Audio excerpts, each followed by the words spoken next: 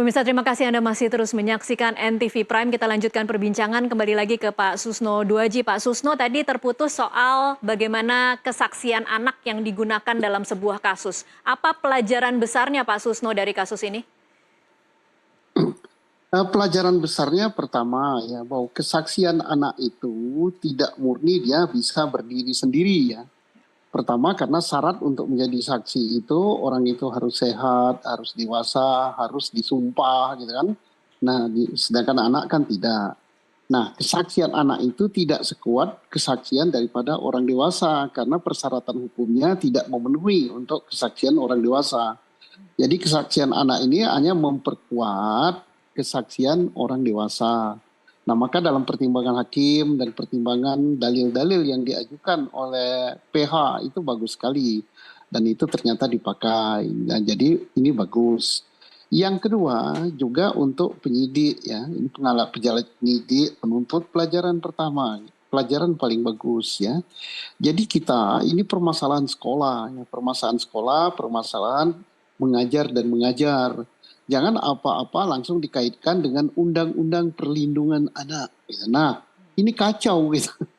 Ya kalau undang-undang tentang penyidikannya ada lex spesialisnya. Ya, lex spesialisnya adalah misalnya putusan terdahulu dari pengadilan, itu namanya jurisprudensi.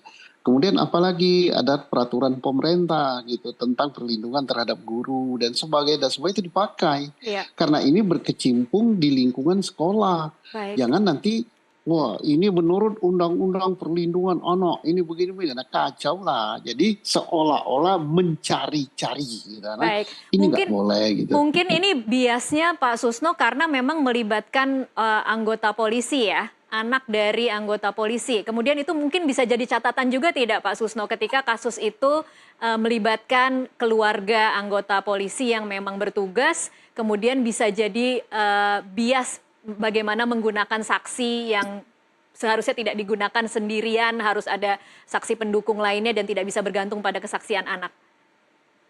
Iya, ini catatan juga bagi seorang penyidik bahwa penyidik harus netral. Dan dalam melakukan penyidikan, orang tua kan hanya dimintai keterangan. Orang tuanya kebetulan polisi, dia tidak melihat langsung, dia tidak merasakan langsung, dia tidak mendengar langsung. Dia hanya cerita. Nah ini lemah sekali karena dia saksi de audito. Saksi de audito itu bukanlah saksi. Dan juga si polisi, dia polisi, tapi dia bukan penyidik. Iya. Dia bukan reserse dan dia bukan orang yang diberi tugas surat perintah untuk menangani kasus ini. Dia tidak boleh terlalu dalam campur tangan. Kalau terlalu dalam campur tangan cawe-cawe ya bahasa sekarang. Iya. Nah itu dia sudah ikut dalam rekayasa perkara. Jadi dia cukup ya udah sebagai saksi saja. Nah kesaksiannya pun sangat lemah. Baik. Mengapa sangat lemah? Karena dia tidak melihat langsung, tidak mendengar langsung, tidak merasakan langsung, hanya cerita. Cerita pun dari seorang anak. Iya. Kalau benar itu cerita ya. Jadi pengalaman bagi penyidik sudah berapa kasus kita yang menyangkut anak polisi. Anak polisi, anak gubernur, anak wali kota, anak siapa saja sama. Kita sama di mata hukum. Janganlah, wah ini anak rekan, nggak boleh. Kalau kita mencampur adukkan gitu ya ini akhirnya. Dan kasus Cirebon juga begitu juga. Iya. Anaknya Rudiana, polisi gitu. Nah oke lah, sadarlah aparat sama semua di mata hukum.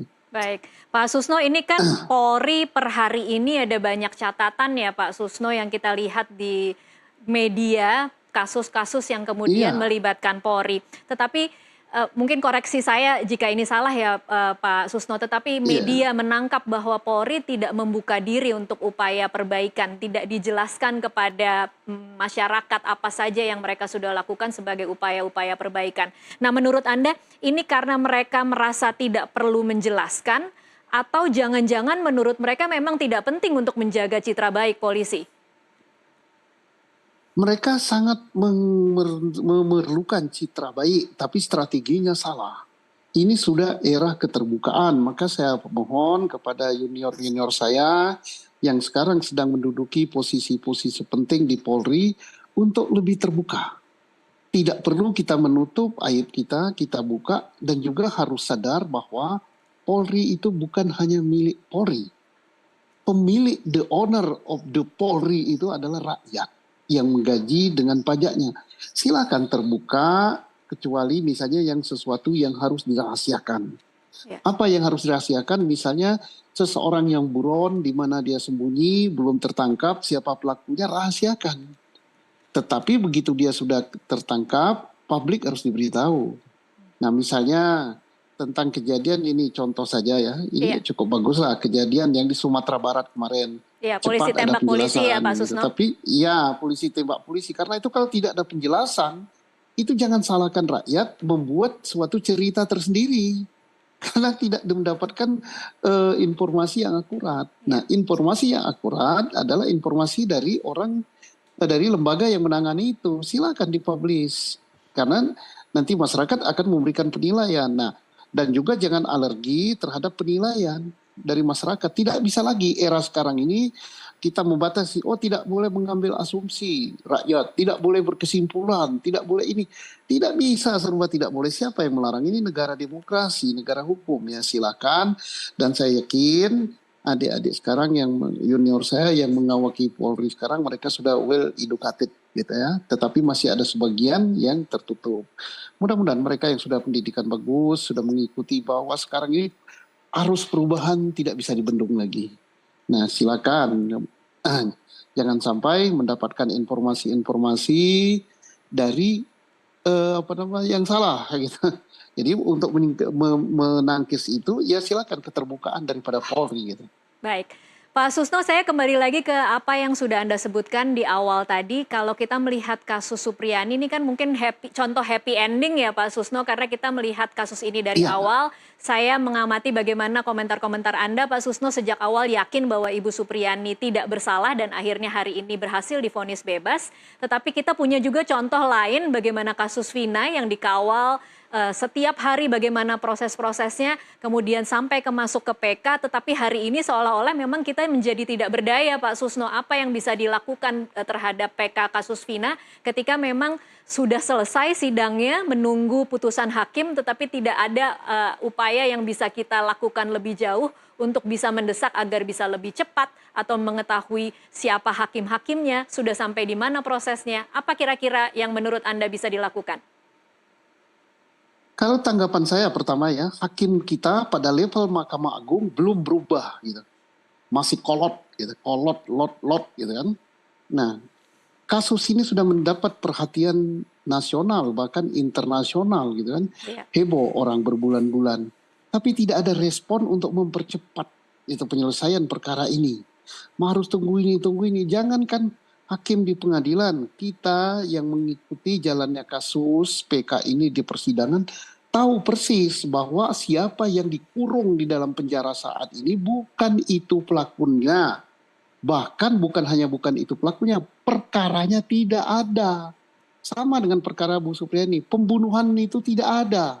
Yang ada adalah kecelakaan lalu lintas tunggal. Hakim mestinya jauh lebih tahu.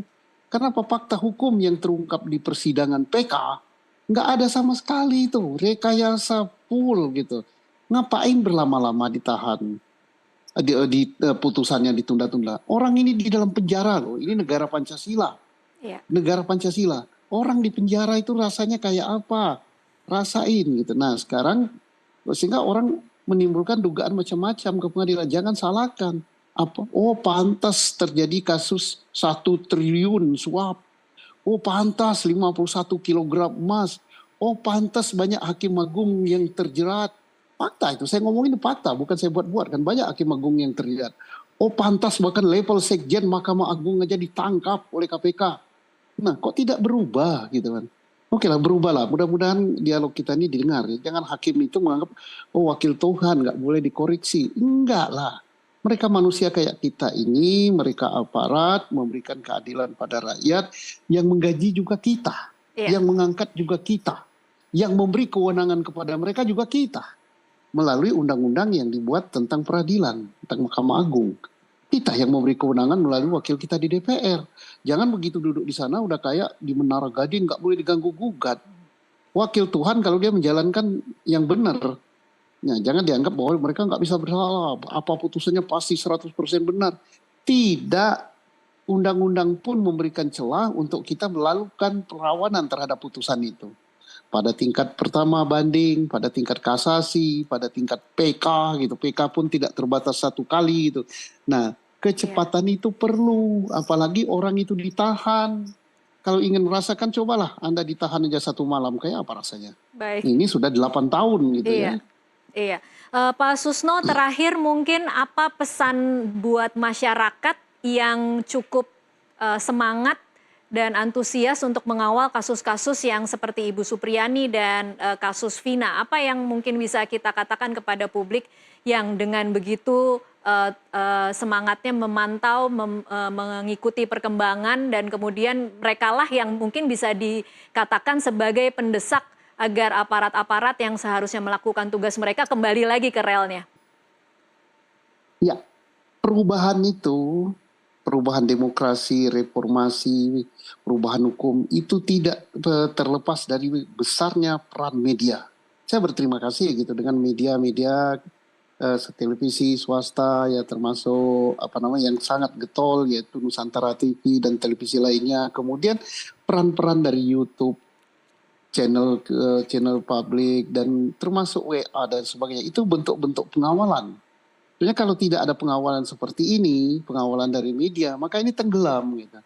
Mereka bisa berbuat seenaknya. Jadi mari kita sama-sama untuk kasus-kasus yang kita anggap itu ketidakadilan, ketidakbenaran, itu mari kita angkat ke ranah publik, kita berikan pendapat-pendapat, dan juga kita berharap kepada yang sedang mengawaki institusi penegakan hukum, institusi pemerintahan, jangan alergi terhadap kritik. Kritik itu bentuk kecintaan.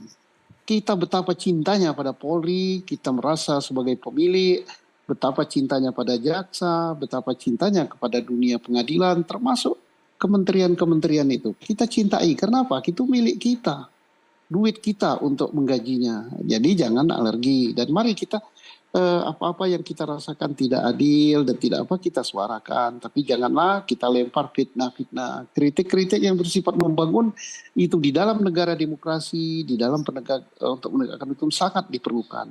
Bagi yang merasa tersinggung terhadap kritik-kritik, bahwa itulah dia pelakunya. Pelaku ketidakadilan, pelaku rekayasa. Kalau orang jadi aja Kapolri senang. Siapa yang kritik pedas kepada saya, itu sahabat Polri katanya. Nah, tinggal yang dibawa Kapolri, karena Kapolri kan tidak menyidik dia kan. Iya. Nah, yang dibawa Kapolri harus menganggap itu, oh Kapolri sudah bersuara gitu, mereka sahabat saya. Nah, oke, kita sangat senang perubahan-perubahan akan terus. Kita ingin ke depan negara kita ini betul-betul negara hukum. Tandanya apa? Tandanya kalau keadilan dan kebenaran itu tegak. Baik. Baik, terima kasih Pak Susno Duaji untuk waktunya bersama kami di NTV Prime.